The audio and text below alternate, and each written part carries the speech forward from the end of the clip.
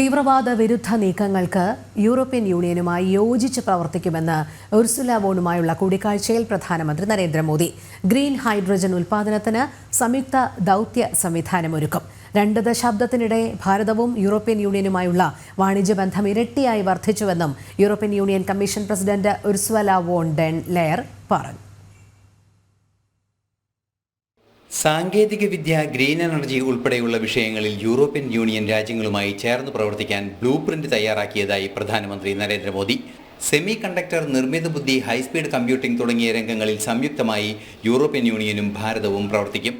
Green energy forum, offshore windmill തുടങ്ങിയ വിഷയങ്ങളിൽ European യൂണിയനുമായി സഹകരിച്ച് പ്രവർത്തിക്കുമെന്നും പ്രധാനമന്ത്രി നരേന്ദ്രമോദി പറഞ്ഞു. फ्रेंड्स, रक्षा और सुरक्षा से जुड़े मुद्दों पर हमारा बढ़ता सहयोग आपसी विश्वास का प्रतीक है. साइबर सिक्योरिटी, मैरीटाइम सुरक्षा और काउंटर टेररिज्म पर हम सहयोग के लिए आगे बढ़ेंगे. इंडो पैसिफिक क्षेत्र में शांति, सुरक्षा, स्थिरता और समृद्धि के महत्व पर दोनों पक्ष एकमत है. इंडो पैसिफिक ओशंस इनिशिएटिव्स, इससे जुड़ने के EU के निर्णय का हम स्वागत करते हैं. ഹൈഡ്രജൻ ഇന്ധന രംഗത്തും സഹകരണമുണ്ടാകും. ഏറ്റവും പ്രാധാന്യത്തോടെ തീവ്രവാദ വിരുദ്ധ നീക്കങ്ങളിൽ യൂറോപ്യൻ യൂണിയൻ രാജ്യങ്ങളുമായി ചേർന്ന പ്രവർത്തനങ്ങൾ നടത്തുമെന്നും പ്രധാനമന്ത്രി പറഞ്ഞു. European Union Commission president Ursula von der ലെയനുമായുള്ള കൂടിക്കാഴ്ചയ്ക്ക് ശേഷം സംസാരിക്കുകയായിരുന്നു പ്രധാനമന്ത്രി നരേന്ദ്രമോദി.